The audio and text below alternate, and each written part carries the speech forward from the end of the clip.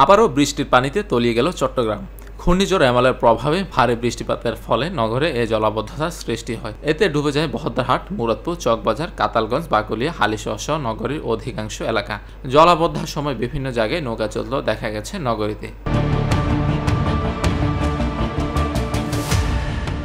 রাতভর ভারী বৃষ্টিপাতের ফলে সকালে ভোগান্তিতে পড়ে অফিসগামী মানুষ। রাস্তায় কমে যায় গণপরিবহনের সংখ্যা। জলাবদ্ধতার ফলে নগরে বিভিন্ন বাসাবাড়ি ও ব্যবসা প্রতিষ্ঠানে পানি ঢুকে পড়ে, ফলে বিচ্ছিন্ন হয়ে যায় বিদ্যুৎ ব্যবস্থা। এদিকে আগামী মঙ্গলবারও ভারী বৃষ্টিপাতের আভাস দিয়েছে পতেঙ্গা আবহাওয়া অফিস। রোববার রাত 12টা থেকে সোমবার দুপুর 12টা পর্যন্ত চট্টগ্রামে 238.4 মিলিমিটার বৃষ্টিপাত রেকর্ড করা হয়েছে বলে জানান তারা। চট্টগ্রাম নগরীতে জলাবদ্ধতা নিরসন করতে চট্টগ্রাম উন্নয়ন কর্তৃপক্ষ 2টি, সিটি কর্পোরেশন 1টি ও ওয়াসার 1টি প্রকল্পের কাজ চলমান রয়েছে, যার ব্যয় ধরা হয়েছে 11,378 কোটি টাকা। দীর্ঘদিন থেকে এসব প্রকল্পের কাজ চলমান থাকলেও কখন নগরবাসী জলাবদ্ধতা থেকে মুক্তি পাবে তার উত্তর নেই কারো কাছে। Desk report, TVC news.